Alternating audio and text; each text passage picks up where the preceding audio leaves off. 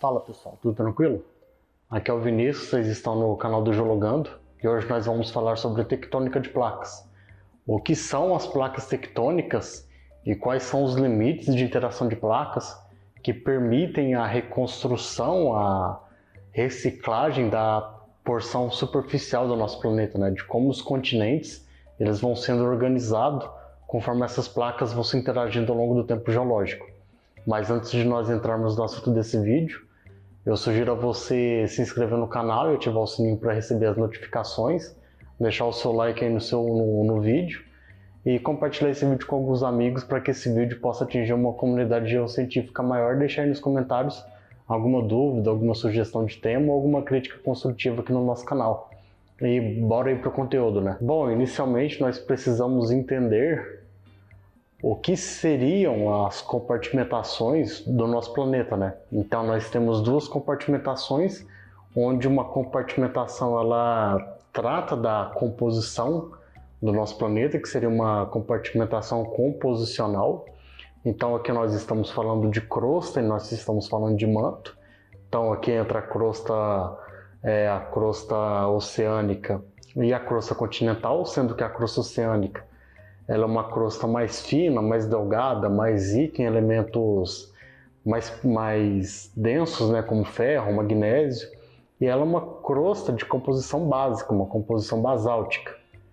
E a crosta continental, que seria uma crosta de composição félsica, rica em minerais de sódio ou de potássio, seria uma composição próxima a um grano de iorito.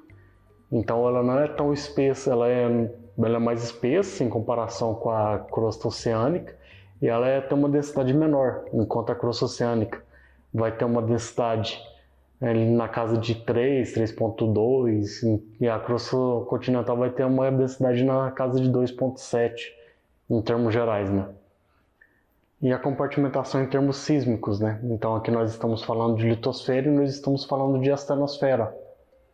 Então nós precisamos entender como que a temperatura no globo está sendo distribuída ao longo de todo o planeta, né? Então, se nós olharmos para o manto ele é aquecido devido a processos que ocorrem no núcleo. Então, acredita-se que o núcleo ele tem a presença de minerais químicos pesados, elementos radioativos como potássio, urânio, tório. E ao longo do tempo, quando esses elementos vão sofrendo o processo de desintegração radioativa, eles vão liberando energia na forma de calor. E esse calor vai sendo distribuído ao longo de todo o globo terrestre, né?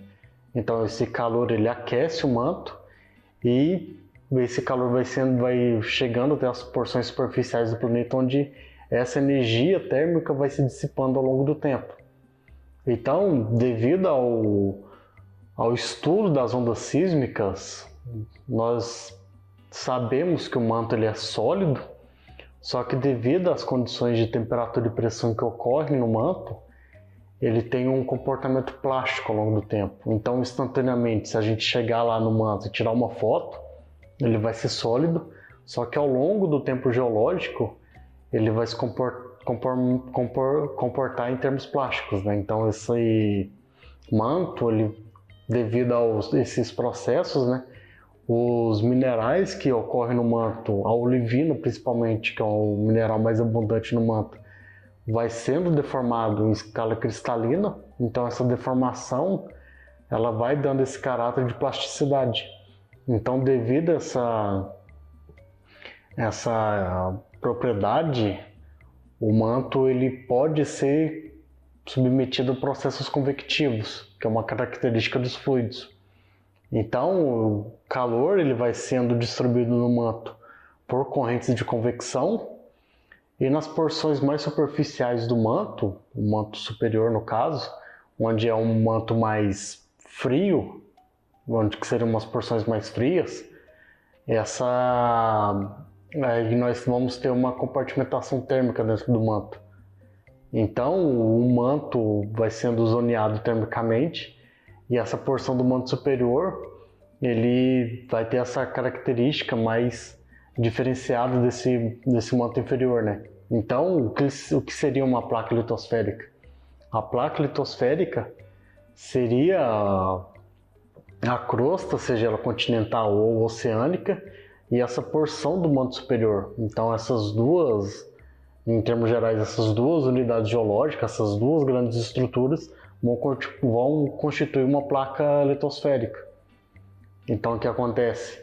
Essa placa litosférica, essa porção do manto superior, por ela ser mais fria, por ela ter uma densidade menor, então ela vai sendo mais submetida por transportar esse calor por condução e não por convecção. Então o calor vai sendo conduzido ao longo do espaço. E aí o que acontece? Ao longo do tempo, quando essa placa litosférica ela vai ficando mais fria, vai ficando mais velha, ela vai ganhando densidade, e em um determinado instante de tempo, por essa densidade aumentar muito, ela vai ter uma densidade superior à densidade do manto, então, ou a densidade da astronosfera, no caso. Então isso vai causar um desequilíbrio, uma instabilidade gravitacional, e aí a placa litosférica ela tende a mergulhar em direção à astronosfera. Então, devido a todos esses processos, a tectônica de placas ela se torna um processo muito importante para a Terra e também um processo complexo de se entender. Tanto é que a tectônica de placas é uma teoria nova na ciência. Ela surge ali entre a década de 50 e 60 e constantemente ela vai sendo aprimorada. Tanto é que recentemente surgiu uma teoria de como a tectônica de placas havia começado. Vou deixar esse vídeo linkado aqui em cima, caso você quiser assistir. E devido a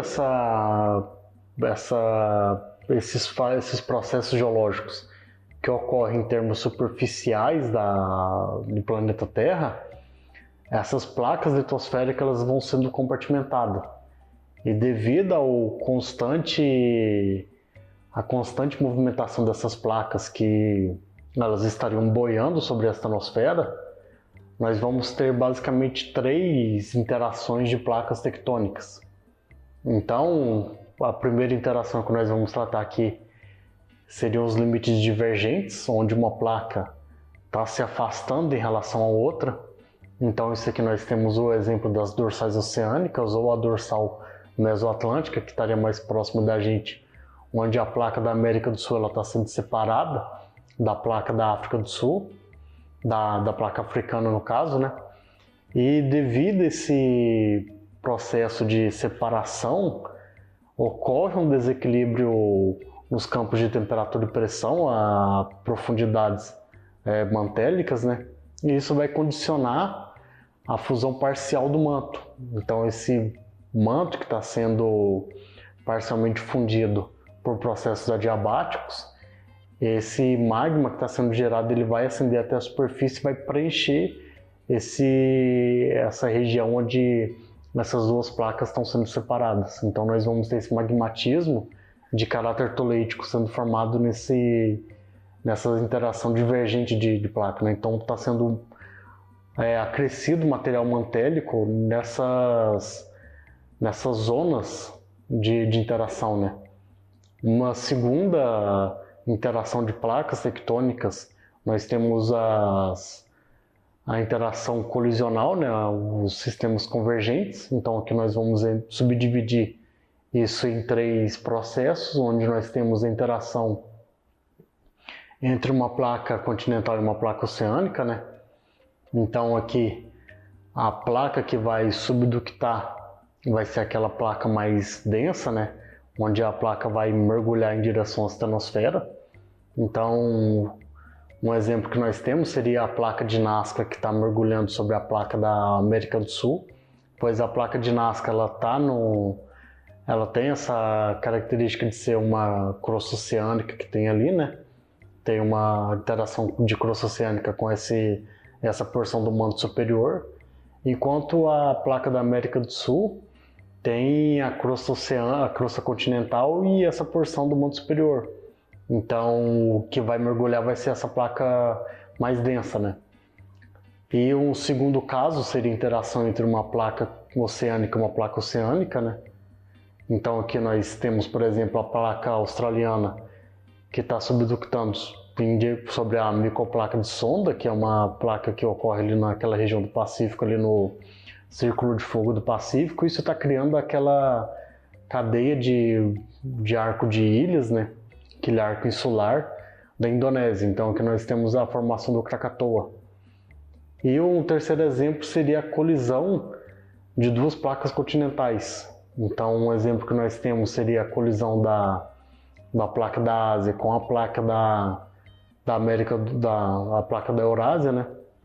Então o que está acontecendo vai ser a construção daquele orógeno do sistema do Himalaias.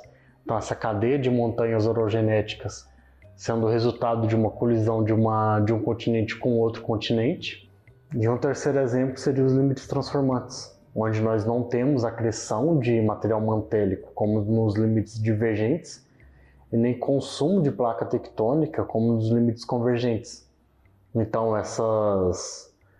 esse limite de interação a gente pode chamar como limite de rejeito direcional, onde uma placa está sendo movimentada paralelamente em direção à outra, né?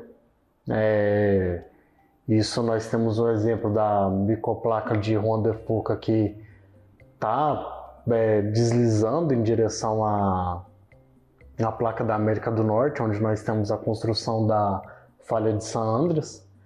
Então, resumidamente, esses seriam os 3 limites de interação de placas tectônicas, né? Onde nós temos grandes placas como a placa da África, a placa da América do Sul, a placa da Eurásia, a placa do Pacífico, e microplacas tectônicas como a placa de sonda, a microplaca Adriática, que ocorre ali na região da Itália.